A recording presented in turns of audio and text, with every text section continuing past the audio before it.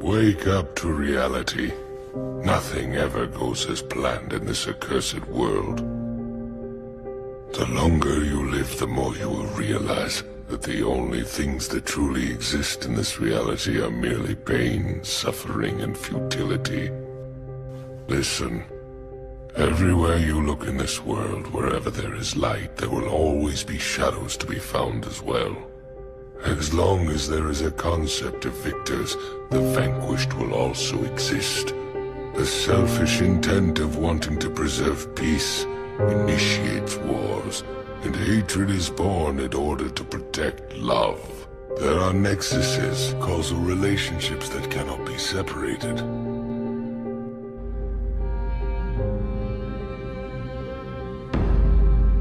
Each of us lives, dependent and bound by our individual knowledge and our awareness. All that is what we call reality.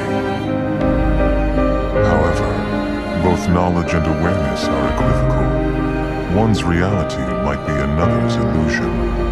We all live inside our own fantasies.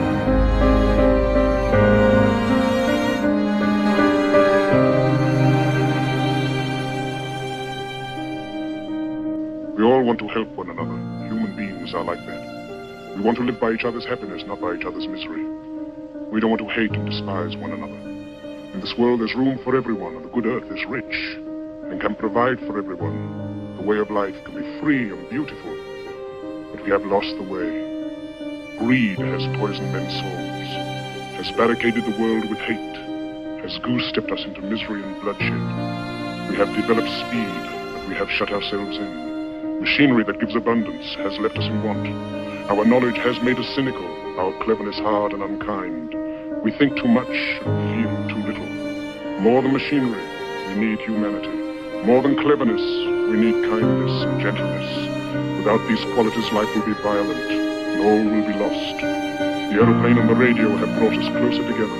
The very nature of these inventions cries out for the goodness in men, cries out for universal brotherhood, for the unity of us all. Even now, my voice is reaching millions throughout the world. Millions of despairing men, women, and children. Victims of a system that makes men torture and imprison innocent people. To those who can hear me, I say, do not despair. The misery that is now upon us is but the passing of greed, the bitterness of men who fear the way of human progress. The hate of men will pass, and dictators die. And the power they took from the people will return to the people. And so long as men die, liberty will never perish. Soldiers, don't give yourselves to brutes.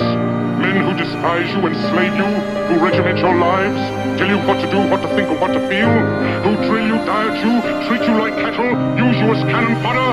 Don't give yourselves to these unnatural men, machine men, with machine minds and machine hearts. You are not machines, you are not cattle, you are men. You have the love of humanity in your hearts. You don't hate, only the unloved hate, the unloved and the unnatural. Soldiers, don't fight for slavery, fight for liberty. In the 17th chapter of St. Luke it is written, the kingdom of God is within man, not one man nor a group of men, but in all men, in you. You, the people, have the power to create machines, the power to create happiness. You, the people, have the power to make this life free and beautiful, to make this life a wonderful adventure. Then in the name of democracy, let us use that power. Let us all unite. Let us fight for a new world, a decent world, that will give men a chance to work, that will give youth a future and old age a security. By the promise of these things, brutes have risen to power, but they lie. They do not fulfill that promise. They never will. Dictators free themselves, but they enslave the people. Now let us fight to fulfill that promise. Let us fight to free the world, to do away with national barriers, to do away with greed, with hate and intolerance. Let us fight for a world of reason, a world where science and progress will lead to all men's happiness. Soldiers, in the name of democracy, let us all unite!